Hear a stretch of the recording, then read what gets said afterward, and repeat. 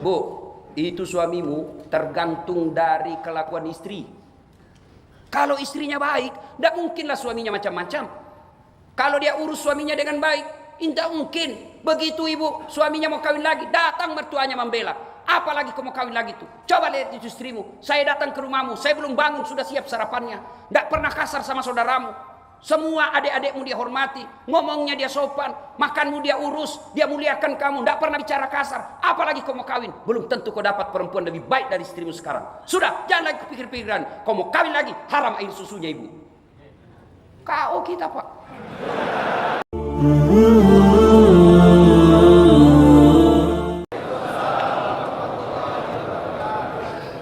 Alhamdulillah, alhamdulillahi rabbil alamin. Wabihi nasta'inu ala umurid dunya waddin. Ashhadu an la ilaha illallah wa ashhadu anna Muhammadan abduhu wa rasuluh. Allahumma salli ala sayyidina Muhammad wa ala alihi wa sahbihi ajma'in. Amma ba'd. Faqad qala Allah subhanahu wa ta'ala fi kitabil karim wa huwa asdaqul qailin. A'udzu billahi minasyaitonir rajim. Bismillahirrahmanirrahim. Ya ayyuhalladzina amanu taqullaha haqqa tuqatih wa la tamutunna illa wa antum muslimun.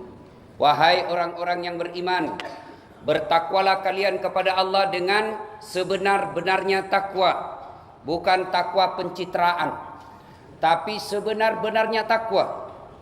Dan janganlah kalian mati kecuali dalam keadaan beragama Islam. Ayat ini tiap Jumat dibacakan khatib. Tidak sah khutbah Jumat bila ayat ini tidak dibacakan oleh khatib. Jangan kamu mati. Rasa-rasanya ayat ini tidak masuk akal. Jangan kamu mati. Memangnya mati kita yang ngatur. Mau mati atau tidak, tiba saatnya pasti mati. Iya kan? Orang kaya, mati. Orang miskin, mati. Raja-raja, mati. Rakyat biasa, mati. Caleg, mati. Jangan dulu, apalagi yang kalah, kasihan. Coba, semua mati. Berarti yang jadi masalah bukan mati. Yang jadi masalah ayat berikutnya, illa kecuali wa antum muslimun, dalam keadaan beragama Islam. Ini berarti bahwa banyak di antara kita ngakunya Islam, KTP-nya Islam, nikahnya syariat Islam, tapi matinya kafir. Siapa mereka? Contoh, jangan marah, contoh. Anak sekolah SMP, buru-buru dia pergi sekolah. Tiba-tiba melanggar rambu lalu lintas. Kejar sama polisi. Kau melanggar. Kenapa kau langgar ini? Kau tidak lihat rambu-rambu? Saya lihat pak. Kenapa kau langgar? Saya tidak lihat bapak. Nah ini pengadilan 250.000 ini. Bayar kok. Tidak ada uangku pak. Kau sudah tidak ada uangmu, melanggar lagi. Sudah berapa uangmu situ? 50.000 pak. Sudah, mari tuh. Saya beli bensin apa pak? Sudah, aku ambil 10.000, mari 40.000. Ini bukan polisi Indonesia, ini polisi India. Polisi India bos. Kalau polisi Indonesia baik pak. Pun kalau ada yang minta uang di jalan, polisi India. Jangan musuhi polisi. Bapak kira enak kalau tidak ada polisi. Rumah dirampok, istri dibunuh, anak diperkosa. Tiba-tiba bapak datang ke polsek.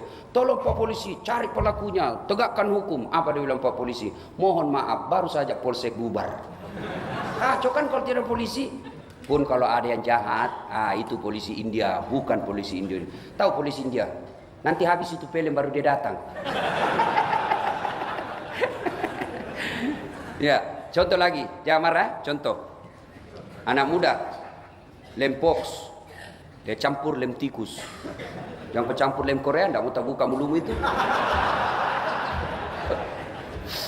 Ngelem. Mabuk setengah diambil motornya. Bayangkan mabuk setengah diambil motor, dia listrik dikira aspal. Pok, mati kafir kok. Kenapa? Kau lagi teler? Contoh lagi, yang marah. Duda. Ada duda di sini.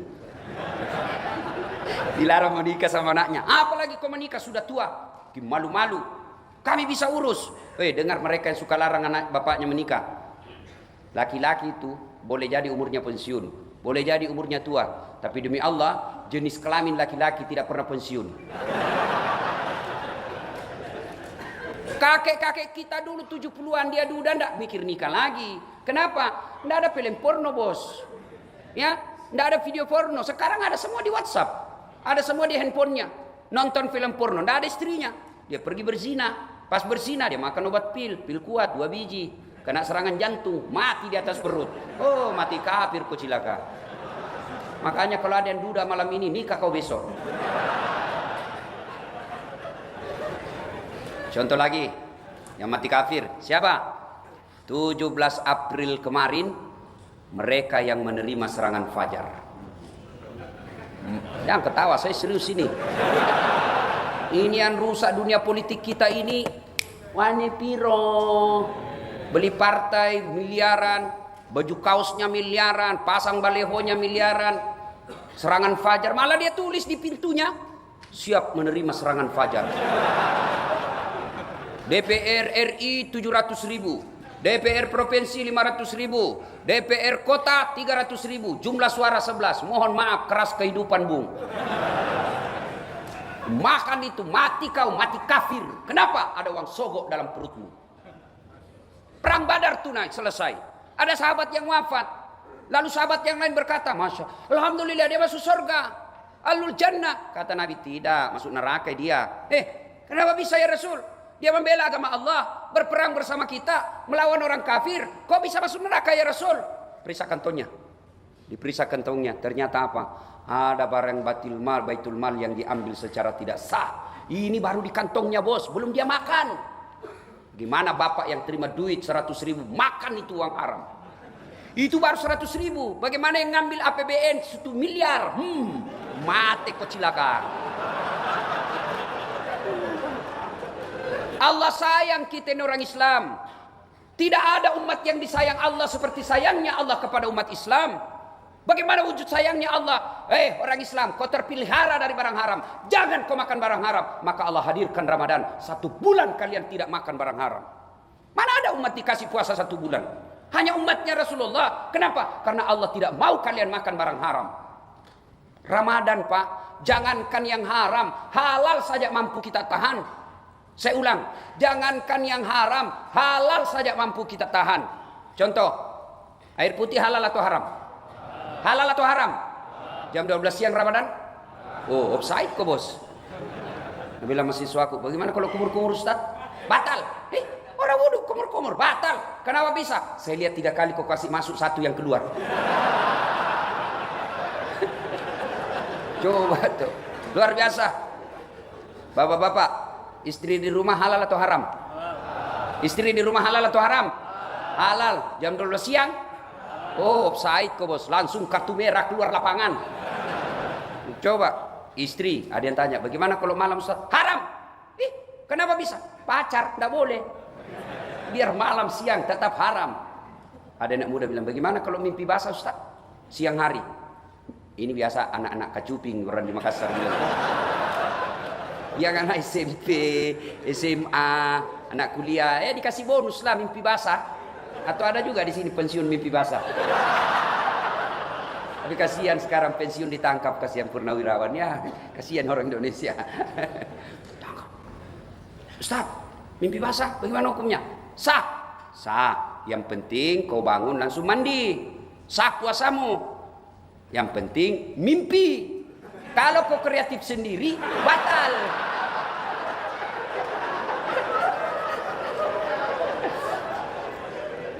Wa qala idzan Allah kemudian berfirman, Bismillahirrahmanirrahim. Ya ayyuhalladzina amanu dukhulu fis-silmi kaffatan wa la tattabi'u khutuwatis syaitan innahu lakum adu mubin. Wahai orang-orang yang beriman, masuklah engkau ke dalam Islam secara sempurna, bukan Islam pencitraan, bukan Islam pilcaleg, bukan Islam pilpres, tapi Islamlah secara benar. Islam secara benar itu termasuk ngurus politik. Islam benar juga itu. Wala tamutunna illa wa antum muslimun. Jangan kau mati kecuali dalam Islam. Ayat berikutnya yang penting selalu saya bacakan setiap saya ceramah. Dan janganlah engkau ikuti langkah-langkah setan, karena sesungguhnya setan itu musuh yang nyata bagi kalian. Ada enggak setan di tengah-tengah kita? Ada? Ada? Masa ada? Orang lagi di masjid ini bos. Ada? Ada, bukan pocong, bukan uka-uka. Apa? Setan handphone. Orang sudah ceramah masih menggesek. Setan itu HP-mu bos. Simpan dulu itu HP bos. Tidak enak kita ceramah kok begini. Rasa-rasanya kau bilang, ndak urus kau Ustaz. Simpan dulu, ada juga itu pura-pura foto. Padahal dalam hatinya lihat kau HP baru. Ibu-ibu dibawa yang pegang HP selama saya ceramah, saya doakan suaminya kawin lagi. Langsung dia lepas itu HP-nya. Malah di Sulawesi Pak, saya lagi ceramah, ada ibu-ibu langsung dia belakangi saya. Depan saya, dia belakangi. Barusan ada orang saya ceramah, dia belakangi saya. Ternyata diambil handphonenya. Selfie. Baru dia tulis latar belakang Dasat Latif. Saya dijadikan background. Langsung saya bilang, kok kira saya pot bunga? Selesai itu langsung dia bilang, Ustaz, selfie. Ini paling saya tidak suka. Kita capek keringatan, kau suruh kita senyum. Selfie dulu Ustaz. Sudahlah, saya takut dia tersinggung. Selfie Bu, rame-rame. Kira-kira umurnya 55 tahun. Selesai selfie langsung dia bilang, Ustaz, boleh cium? Apa boleh cium? Haram. Nggak nafsu Ustaz, biar nggak nafsu. Mau kau kasih mengamu istriku di rumah? Coba kau masih muda.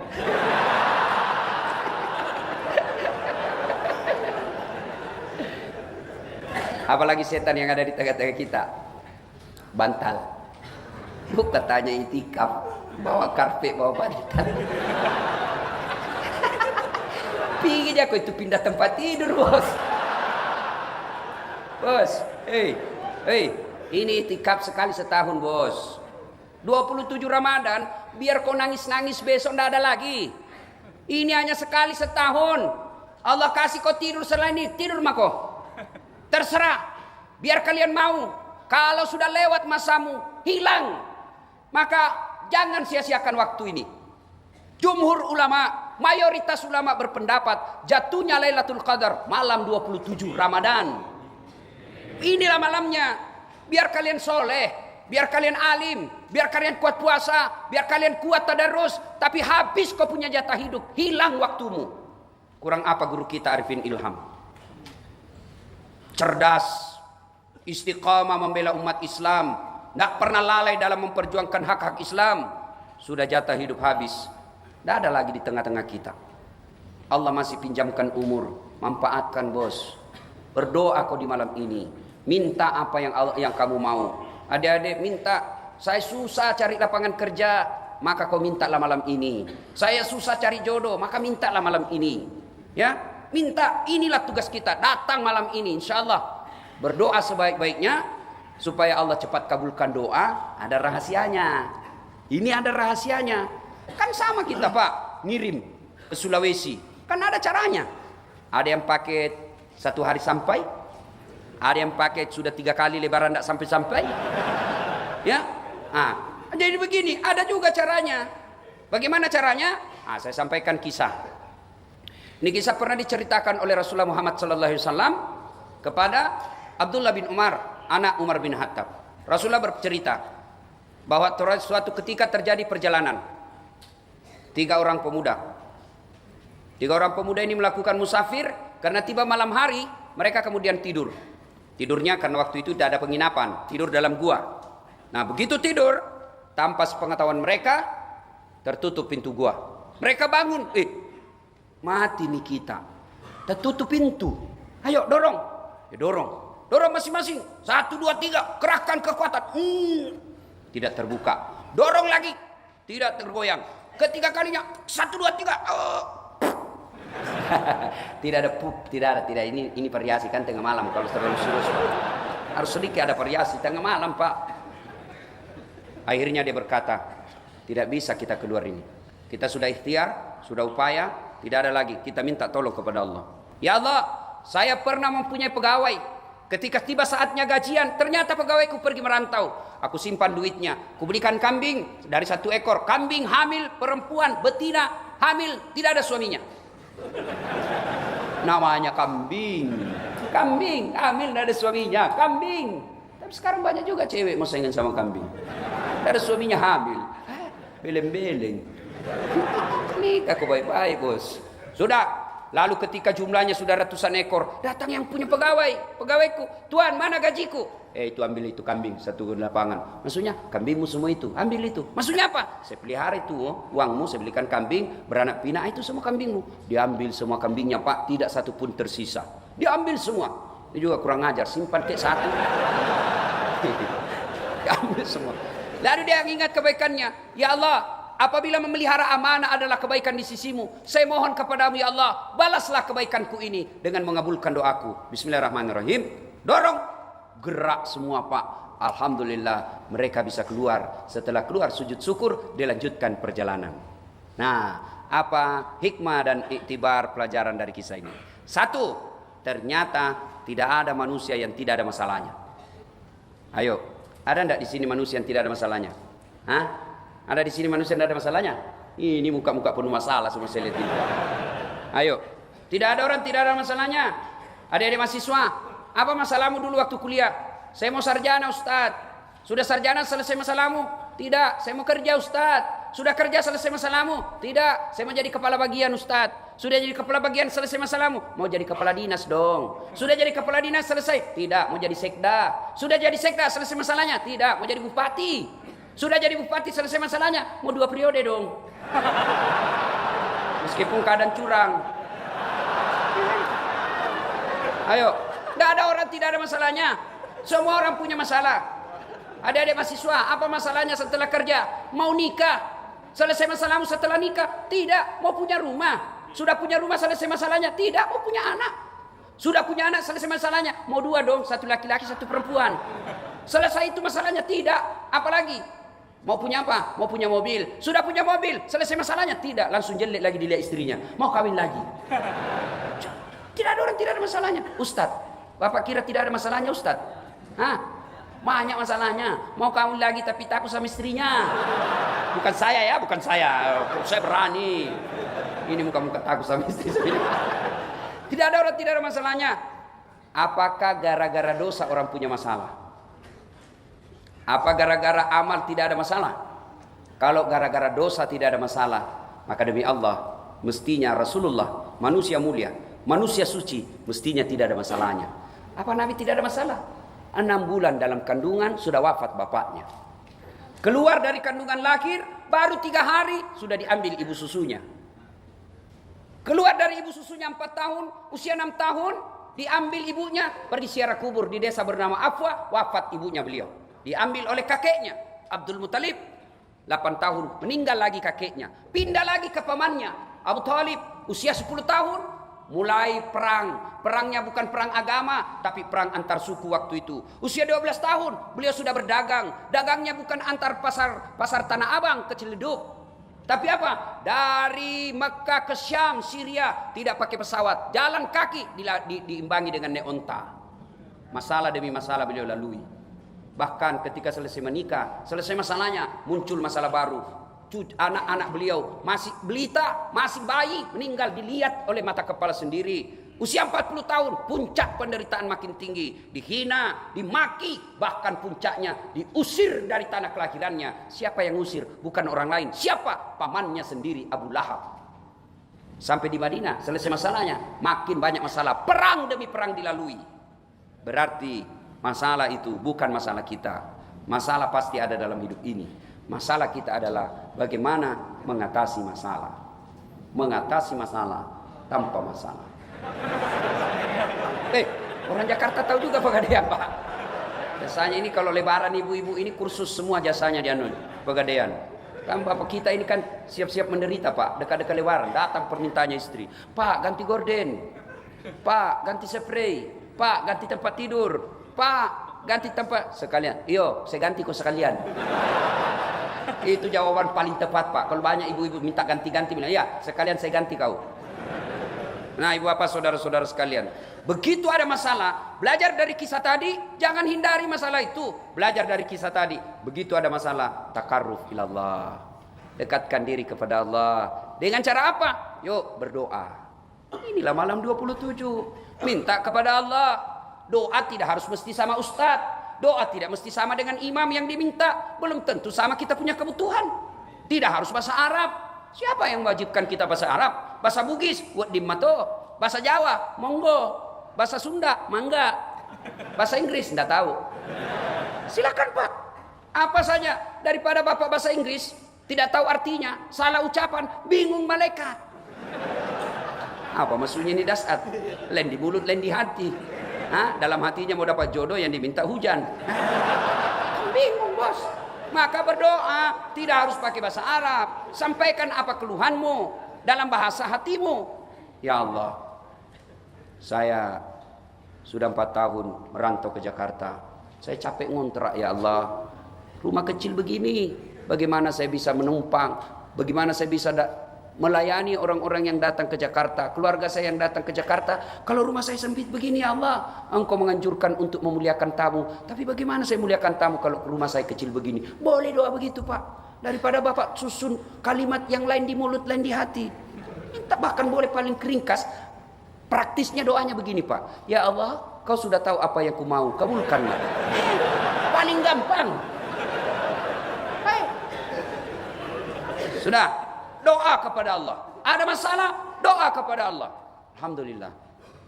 Anak-anak milenial sekarang Pak, rajin berdoa. Mau pergi sekolah, berdoa itu Pak. Ya Allah, mudah-mudahan perjalanan saya lancar. Sampai di sekolah, doa lagi Pak. Ya Allah, mudah-mudahan guruku tidak hadir. Datang lagi gurunya berdoa lagi. Ya Allah, mudah-mudahan guruku cepat keluar. Tapi sayang, di mana dia berdoa? Di status, di Facebooknya. Siapa aja kau berdoa di Facebook? Sibuknya itu Tuhan mau baca statusmu. Sedikit-sedikit update status. Ibu-ibu ini paling sering. Ya Allah, lindungi suamiku. Pergi lagi suami. Ya Allah, mudahkan rezekiku. Ditelepon suaminya 3 kali tidak dijawab, kesepian banget. Sore tidak dijawab-jawab, langsung lain statusnya. Marah dia apa? Tak kusangka kau begitu. Ya, berdoa Ramadan ini malam 27 minta kepada Allah, Bapak curahkan perhatian, curahkan segala keluh kesah Bapak. Boleh dalam bahasa apapun, sampaikan kepada Allah. Ya Allah, Engkau melarangku meminta hanya kepadamu. Engkau melarangku meminta kepada orang lain. Engkau melarangku menghambakan diri kepada pejabat. Engkau hanya mewajibkanku memohon kepadamu. Maka aku datang memohon kepadamu. Kabulkan permintaan saya sesuai janjimu. Ud'uni astajib lakum. Minta kau kepadaku, pasti saya kabulkan. Itu janji Allah, bukan janji caleg. Kalau caleg Pak mau dipilih, dia bagi-bagi kartu namanya. Pilih saya, sama-sama kita orang Bugis. Begitu dipilih dia ganti nomor HP-nya. Kita lebih bego lagi, sudah ditipu masih kita pilih lagi. Tidak kok. Kedua, hikmah dari kisah ini. Ternyata dalam berdoa boleh menyebut kebaikan kepada Allah. Boleh. Yang tidak boleh menyebut kebaikan kepada sesama manusia. Contoh, ya Allah, ada kemanakan saya urus anak yatim. Saya sekolahkan, saya kuliahkan, saya kasih pekerjaan, aku nikahkan. Sekarang alhamdulillah hidupnya sudah baik. Apabila memelihara anak yatim adalah kebaikan di sisimu, maka balaslah kebaikanku itu dengan mengabulkan doaku, sembuhkan penyakitku. Boleh. Yang tidak boleh kalau Bapak sebut kebaikan kepada manusia. Contoh, kau tahu Dasar? Itu yang dari Makassar, banyak sekali gayanya itu. Kau tahu? Saya itu kasih jadi ustaz. Kalau bukan dia, nah, kalau bukan saya, tidak ada papanya itu anak. Ini. Itu dosa bos. Jangan. Kalau menyebut kebaikan kepada manusia, tidak boleh. Kepada Allah, boleh. Yang ketiga, hikmah dari kisah ini. 3 kebaikan yang membuat doa mustajab. Apa itu? 1, birrul walidain. Berbuat baiklah kepada kedua orang tua. Adik-adik sekalian, kalian mau sukses dunia, muliakan saja orang tuamu. Tidak ada jaminan kau pintar bahasa Inggris, hidupmu baik. Tidak ada jaminan kau pandai bahasa ini dan segalanya kau hidupmu baik. Tapi kalau kau muliakan orang tuamu, jaminannya Al-Quran. Allah jelaskan, muliakan orang tuamu. Ridallah fi ridal walidain. Ridanya Allah tergantung ridanya orang tua. Murkanya Allah tergantung murkanya orang tua. Maka kalian mau sukses pekerjaanmu, muliakan orang tuamu. Ini mau lebaran nih Pak. Kalau Bapak masih ada rezeki, ada waktu pulang kampung, coba lihat bagaimana gembiranya orang tua kita di kampung. Dia tahu anaknya mau datang, dia bikin makanan paling enak untuk anaknya. Bahkan dia bilang sama istrinya, Bapak kita kadang-kala, ibu kita ngomong, mau dia makan suaminya. Jangan, anakmu belum datang. Ini masak untuk anakmu ini, bukan untuk kamu. Itu ibu kita. Coba, lalu kita apa mau pulang? Langsung, tiket mahal Ustaz. Siapa suruh kau pilih?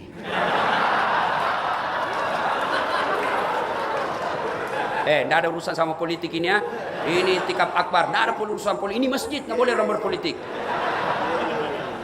Jangan liar pikirannya Pak, tidak ada urusan sama politik. Saya cuma bilang, siapa suruh? Coba bayangkan, ada yang hitung-hitung. Pak, kalau bapak tidak bisa mengunjungi orang tua karena dinas dan lain sebagainya, tidak bisa dapat izin, istri utus ke sana, Pak. Istri pun dinas, tidak bisa. Anak urus, ketemu dengan neneknya. Tidak bisa juga, pulus kirim. Pak, saya tidak sempat hadir karena tugas saya. Tapi alhamdulillah, saya sudah kirim sama bapak. Pembeli apa yang bapak mau. Nah, itu paling tidak itu. Atau sampaikan sama istri. Bu, saya tidak bisa. Adi itu hadiah THR dari kantor. Tidak usah kita ambil. Kasih saja ibu di kampung. Ah, kalau istri dia bilang alhamdulillah saya senang Pak, kirim. Itu istri sayang baik-baik Pak. Itu sumber rezeki yang istri begitu Pak. Tapi kalau dia langsung bilang, apa kamu? Makmu terus. Ah, kalau ada itu Pak, itu pembawa sial di rumah Pak. Jangan pelihara istri begitu Pak, pembawa sial. Saya bilang sama istriku, boleh kau marah sama saya, boleh kau maki-maki saya, boleh kau lempar kepalaku, yang penting tidak dikena. Satu yang tidak boleh, jangan pernah kau lukai perasaan ibuku. Kalau saya dengar kau lukai perasaan ibu saya, wabillahi taufiq wal hidayah, keluar. Istri dia dapat, kita sudah jadi Pak, kita sudah sarjana, kita sudah cerdas, kita sudah punya pekerjaan, lalu datang menyerobot ngambil haknya ibu kita. Oh, tidak bisa Pak. Itu yang membuat hidup kalian susah kalau takut sama istri. Maksudnya takut untuk berbuat baik ya. Jangan pernah takut berbuat baik karena dilarang sama istri. Tapi tidak ada yang begitu orang Islam Pak, tidak ada. Kalau ada bapak lagi sial. Berbuat baik, jangan sampai gara-gara itu. Ibu-ibu juga, saya susah nasihat ibu-ibu, tidak saya lihat mukanya. Nah, di bawah ibu-ibu ya. Bu, itu suamimu tergantung dari kelakuan istri. Kalau istrinya baik, tidak mungkinlah suaminya macam-macam. Kalau dia urus suaminya dengan baik, tidak mungkin. Begitu ibu, suaminya mau kawin lagi, datang mertuanya membela. Apalagi kau mau kawin lagi tuh? Coba lihat itu istrimu. Saya datang ke rumahmu, saya belum bangun sudah siap sarapannya. Tidak pernah kasar sama saudaramu. Semua adik-adikmu dia hormati, ngomongnya dia sopan, makanmu dia urus, dia muliakan kamu, tidak pernah bicara kasar. Apalagi kau mau kawin, belum tentu kau dapat perempuan lebih baik dari istrimu sekarang. Sudah, jangan lagi pikir-pikiran. Kau mau kawin lagi, haram air susunya ibu. Kau kita Pak. Tapi kalau istri kurang ajar, baru 2 jam datang mertuanya ditanya, kapan pulang mak? Wah, dia pulang ke kampungnya, dia bilang sama anaknya, apa itu istrimu? Setengah mati sekolahkan kamu nak, kujual sawah untuk sekolahkan kamu, agar sepupumu tidak menghina kamu, agar diangkat derajatmu. Gimana istrimu menghina kamu? Tidak dihargai saudara-saudaramu. Saya datang di situ tidak pernah mukanya cantik-cantik, mukanya busuk terus lihat saya, rasa-rasanya saya dianggap saingan. Gimana itu istrimu? Sudah, kawin lagi kamu. Kalau perlu sembunyi-sembunyi saja. Makanya, ya. Alhamdulillah ini muka-muka tidak takut sama istri semua. Orang jadi ustaz tidak takut sama istri. Apa saya mau takut? Cuma istriku lebih berani dari saya. Ya, adik-adik, ini yang masih muda-muda, muliakan orang tuamu. Mana operasionalnya? Kan kita selalu bilang, muliakan orang tua, muliakan orang tua. Mana operasionalnya? 1, jangan kau pernah keluar rumah tanpa izin orang tuamu. Itu ridha, itu berkah. Ridhanya orang tuamu itu berkah. Jadi setiap kau keluar rumah, izin sama orang tuamu. Mak, saya pergi dulu. Cium tangannya. Bapak-bapak kalau anak-anaknya pergi sekolah, dia cium enggak tangannya Pak? Ayo Pak, dicium tangannya sama anaknya Pak. Hah? Enggak, dah seleding ji bos. Cium tangan itu kan begini. Kalau anak kita kan ya. Beleng-beleng. Giliran sama tangannya cowoknya, tapi Kak. Apa cowokmu kau muliakan? Bagus Ustaz, dia belikan saya coklat. Ada maunya? Ayo, ini anak-anak sekarang sopan sama cowoknya, kurang ajar sama bapaknya. Kalau bapaknya nasihati apa? Kolot Pak, itu kan dulu. Sekarang lain Pak. Sekali cowoknya nasihati, terserah abang aja deh, saya ngikut aja. Deh, beleng-beleng. Ayo Pak, Ramadan, bapak yang masih hidup orang tuanya, muliakan orang tua. Berapa? Kadang ada yang tanya, Ustaz, saya ngojek, hilang saya punya motor. Buka usaha, bangkrut. Rumah tangga, ribut mulu. Apa itu sebabnya? Saya tanya, gimana kelakuanmu sama orang tuamu? Oh itu dia Ustaz, itu jangan usah banyak cerita. Itu sebabnya. Kalau bapak sudah 30 tahun merantau ke Jakarta, tidak bisa beli rumah, koreksi kelakuanmu sama orang tuamu. Tidak mungkinlah Allah sengsarakan hidupnya orang yang mengurus orang tuanya dengan baik. Bisa jadi bapak sengsarakan orang tua sehingga hidup jadi sengsara. Apa susahnya Allah kasih mobil? Apa susahnya Allah kasih pangkat? Apa susahnya Allah kasih kesehatan? Yang penting muliakan, bahagiakan orang tuamu. Kita lebih bahagiakan pejabat daripada orang tua kita. Kita lebih muliakan pengusaha yang ada menjadi pimpinan kita daripada ibu. Mana contohnya? Coba lihat. Bapak ditelepon sama manajer bapak. Tiba-tiba waktu yang bersamaan masuk teleponnya ibu kita. Apa jawaban kita biasanya? Mak, ya baik, masih baik kalau diangkat. Biasa tidak diangkat. Kalaupun diangkat apa jawabannya? Mak, sebentar ya, saya telepon balik. Ini bos saya lagi telepon. Gimana hidupmu? Kan baik. Mestinya, mohon maaf bos, layanan satu ada telepon ibu saya. Sudah lama saya tidak berhubungan bicara. Sebentar saya telepon balik bos, 5 menit saja. Itu yang betul. Ini bapak takut betul sama bosnya. Melukai perasaan. Beli rumah, minta izin sama orang tua. Bukan kita minta duitnya, minta ridanya. Mak, saya mau beli rumah mak. Menurut mama bagaimana? Itu orang tua minta pendapat. Apa jawabannya? Kamu kan sudah cerdas, sudah tinggi sekolahmu. Apalagi saya nak, saya ini orang tidak tahu apa-apa. Tapi apa dalam hatinya? Alhamdulillah, anak saya masih membutuhkan saya. Ya, dia senang. Akhirnya apa? Beli rumah diberkahi Allah. Meskipun kecil tapi bahagia orang dalam. Beli rumah besar, tidak minta ridha orang tua. Tiba-tiba datang orang tuanya, dia bilang, mak saya baru beli rumah. Apa perasaan orang tua kita? Wih, anak saya kasihan.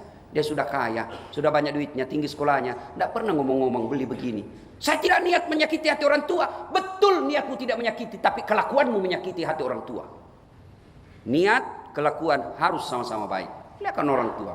Ustaz, bagaimana sudah meninggal orang tua saya? Bagi mereka yang sudah meninggal orang tuanya, bersedekah atas nama orang tua, mendoakannya dan mengunjungi karib kerabatnya. Karena waktu yang terbatas, satu, doa cepat diijabah Allah, muliakan orang tua. Yang kedua, hindari maksiat. Maksiat yang paling banyak sekarang adalah maksiat zina. Anak-anak kita sekarang zina dianggap biasa. Coba kita dulu zaman dulu pacaran, ngirim surat, paling pakai pinjam buku, selipkan surat di dalam pak. Maka anak-anak dulu kreatif, pandai membuat sastra. Sekarang copy paste. Sekarang coba lihat anak-anak kita. Apa yang rusak anak-anak kita sekarang pak? Video call, handphone. Bapak pikir anaknya diselamatkan dengan baik. Belikan kamar, masing-masing punya kamar. Satu kamar, satu anak. Itu yang rusak anak kita. Tidak punya kepekaan sosial. Saudara tidak pernah ketemu. Video call malam-malam. Dibodoh-bodohilah sama cowoknya. Kau pakai headset ya, supaya tidak dengar sama bapakmu. Oke ya. Ya sudah mulai ya. Coba lihat bibirmu sayang. Keluar lidahmu. Tiap malam dia lakukan. Malam minggu dia ketemuan. Akhirnya dia praktek secara langsung. Sekarang na'udzubillah min zalik. Bukan cuma anak-anak. Bapak-bapak juga banyak yang selingkuh. Poligami dianggap aib. Poligami dianggap bertentangan dengan kita. Itulah sesenangnya Soekarno pak. Presiden tapi tidak pernah malu berpoligami. Sekarang pejabat kita dianggap poligami. Tabu, poligami aib. Tapi dia selingkuh kiri kanan. Soekarno terang-terangan pak.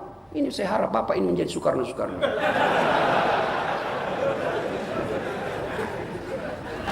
Berzina dianggap biasa. Auzubillah min zalik. Bapak punya istri, itu mendatanginya adalah ibadah. Bapak tertarik dengan perempuan di jalan, kata Nabi, kalau kau tertarik dengan wanita di jalan, segeralah kau pulang ke rumahmu, karena apa yang dimiliki wanita di jalan sama persis yang ada di rumahmu. Tidak percaya, periksa baik-baik. Yang ketahuan anak muda, ini urusan orang tua. Rasulullah pak, Masya Allah. Berapa istri Rasul pak? 11. Dari 11 istri Nabi, tidak ada satupun yang mengatakan saya menyesal menikah sama Muhammad. 11. Bapak cuma 1. Menderita lahir batin. Kenapa? Rasulullah itu pak manusia romantis. Tahu romantisnya Rasulullah? Beliau mandi junub bersama dengan istri. Mandi junub dengan istri. Saya juga dulu pak waktu pengantin baru mandi junub sama istri saya pak. Sayang ya dulu. Sekali sudah ada anak saya dia bilang, Ustaz mandi, geli.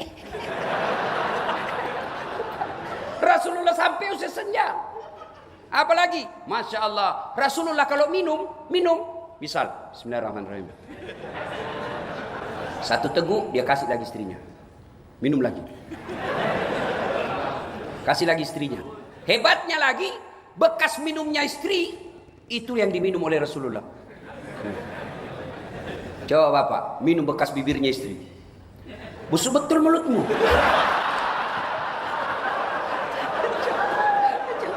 Coba, itulah Rasulullah tidak pernah membaca kitab novel-novel romantis. Tidak, beliau sangat romantis. Beliau keluar dari kamar sudah rapi rambutnya. 11 istri beliau tidak pernah dipanggil namanya, semua dipanggil dengan kasih sayang. Khadijah beliau panggil Ummul Mukminin, Aisyah beliau panggil ya Khumaira, yang kemerah-merahan pipinya. Kenapa? Karena memang Siti Aisyah merah di 5 pipinya. Bolehlah amalkan itu besok Pak. Hasil saya dapat Lailatul Qadar malam 27 Ramadan. Mulai besok aku menyayangimu sayang. Assalamualaikum adindaku yang termancung hidungnya di lorong 3. Dia bilang, tidak mancung hidungnya Ustaz. Giginya dilihat, dia bilang justru giginya mancung. Cari yang bagus. Kalau alisnya ketebal, jangan terlalu jujur. Mentang-mentang istrinya hitam.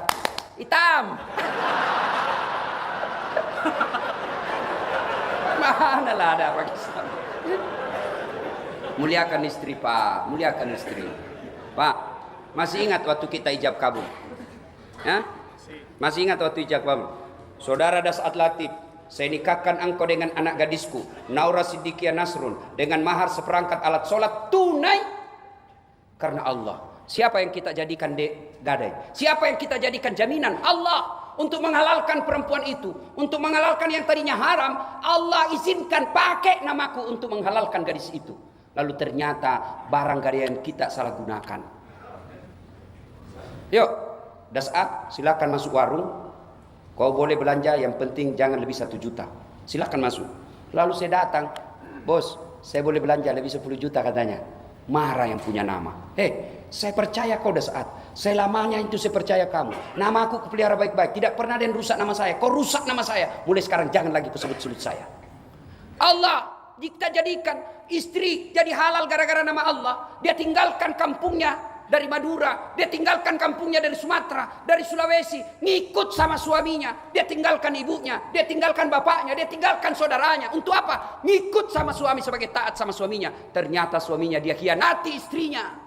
Sampai di Jakarta istrinya dia sakiti perasaannya. Tidak pernah dimuliakan. Gimana hidupmu mau baik? Orang yang kau halalkan, kau sia-siakan, kau khianati.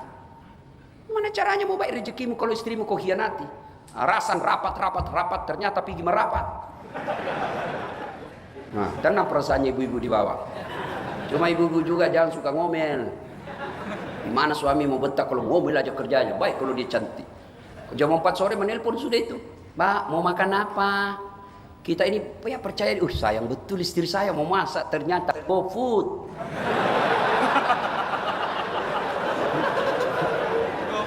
Ayo.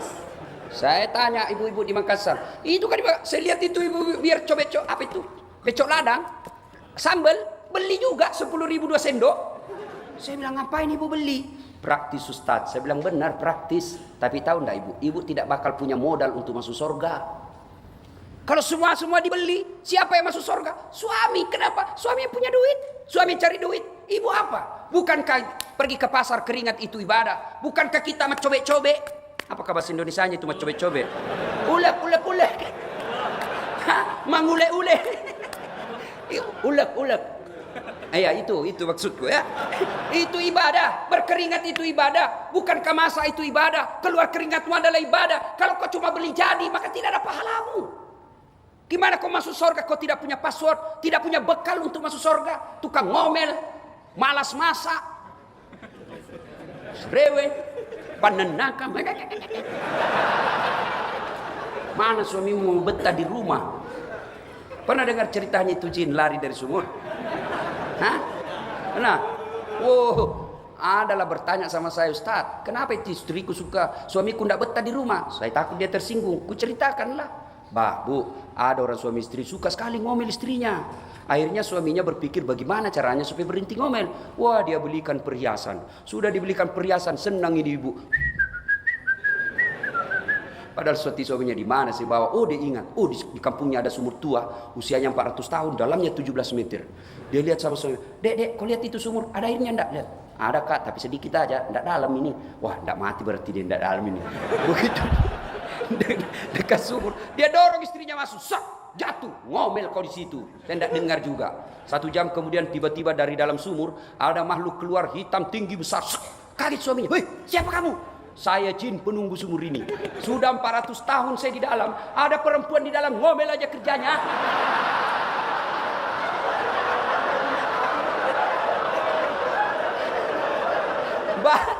Baru 1 jam tidak betah saya. Bayangkan 400 tahun lari pak.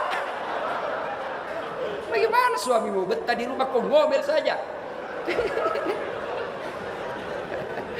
3. Waktu terbatas.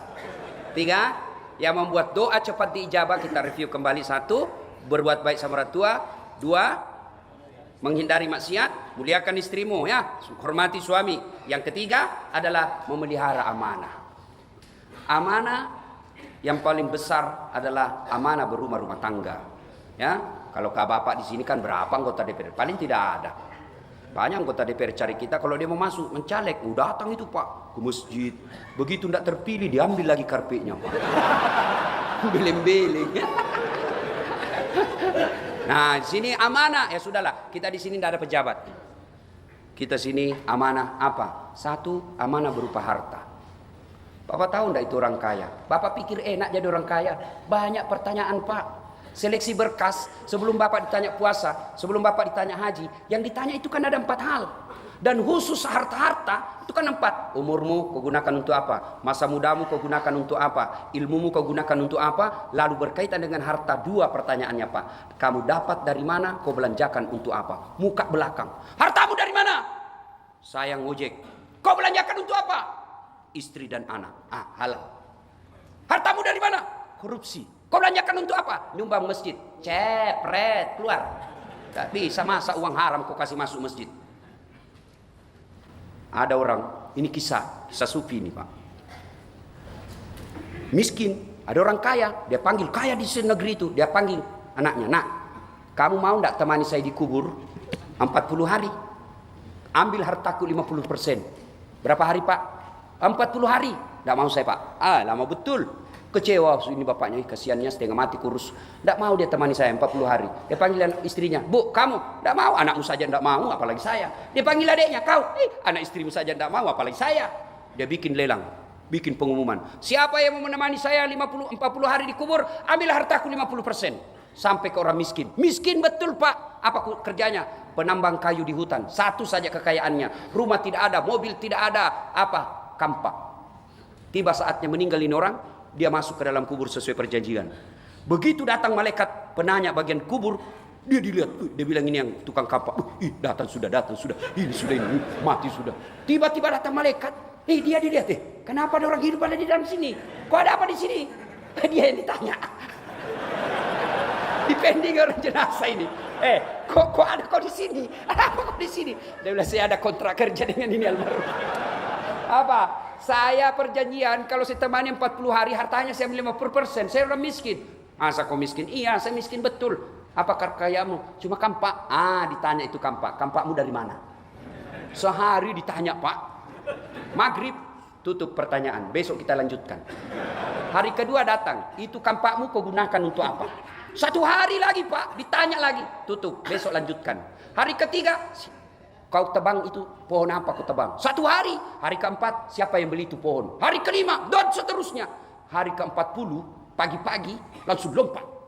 Orang di atas sudah tepuk tangan. Alhamdulillah dapat 50%. Apa dia bilang ini orang miskin? Dia buang kampaknya. Apa itu 50%? Ini aja kampak 40 hari saya ditanya. Hati-hati bos. Banyak semua pertanyaanmu. Kalau kita orang miskin apa dia mau tanya? Rumah, ngontrak, mobil, Grab. Kadang-kadang Gojek. Ayo, gaji 2 juta per bulan. Kau belanjakan untuk apa? Saya tidak pernah cita-cita jadi pembantu. Cuma ibuku sakit di kampung. Gajiku 1,5 juta untuk orang tuaku di kampung. 500.000 operasional saya selama sebulan.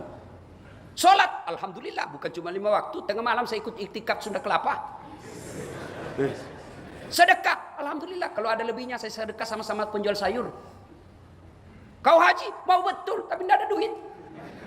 Oh, Inam, kau masuk surga.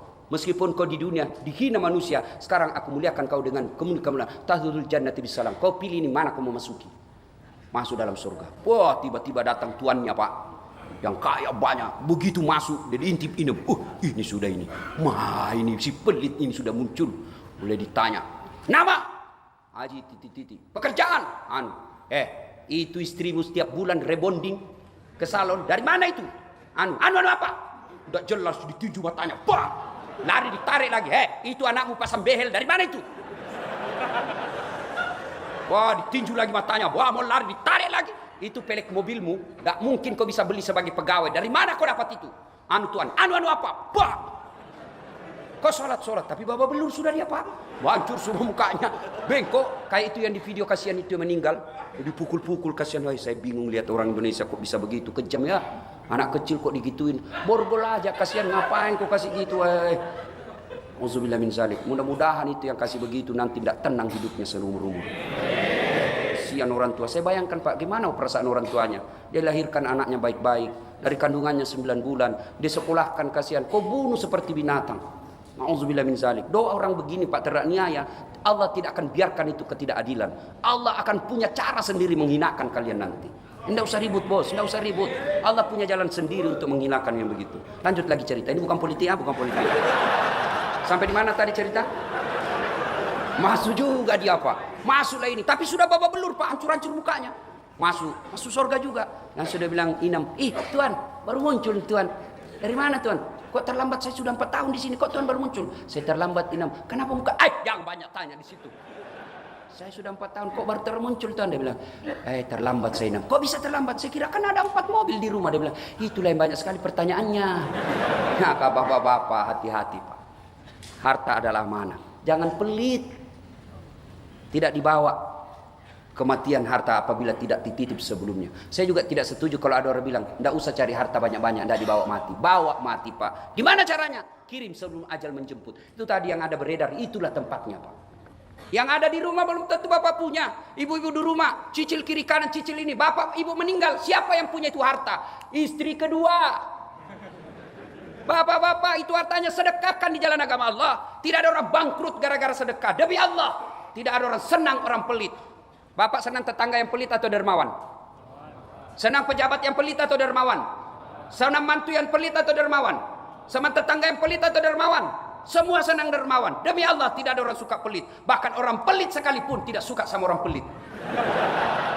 Ibu bapak saudara-saudara sekalian, tiba saatnya kita akhiri ceramah ini karena sudah pukul 2. Yang lebih penting adalah kita sholat lail, manfaatkan segala potensi rohani kita untuk mengabdi kepada Allah. Kita gunakan waktu ini 1 jam, 1 jam setengah beribadah kepada Allah. Minta sebaik-baiknya permintaan kalian. Ud'uni astajib lakum. Minta kepada aku, pasti saya kabulkan. Demikian, kalau masih ada yang mau dengar ceramah saya, gampang. Tunggu dulu Pak, belum selesai. Mau dengar ceramah saya, gampang, saksikan Tablik Akbar Damai Indonesiaku TV One setiap hari Sabtu atau hari Ahad. Tapi lama nunggu itu, Pak. Ada yang gampang. Gimana caranya, Ustaz? Buka aplikasi YouTube. Tulis nama saya Dasat Latif. Keluarlah ceramah saya yang banyak itu. Nonton paling atas tik. Jangan lupa kasih komen, paling baik kasih like gini. Jangan kau kasih begini, bos. Kau kasih begini, cari kau malaikat pencabut nyawa. Masa ceramah kau kasih begini, ya? Atau simak juga ceramah saya itu cepat habis kalau di YouTube. Kau tanya cepat habis, maka saya sediakan namanya Cersi. Ceramah singkat, gimana caranya? Follow saya di Instagram 1212. Dasat Latif 1212. Demikian, selamat menunaikan ibadah. Semoga Bapak Ibu ibadah Ramadannya diterima di sisi Allah. Dan yang lebih penting, ibadah Ramadan itu mampu memperbaiki kita di tahun-tahun yang akan datang. Demikian, lebih dan kurangnya mohon dimaafkan. Non wal kalam ya misrun. Billahi fi sabilil haq. Assalamualaikum.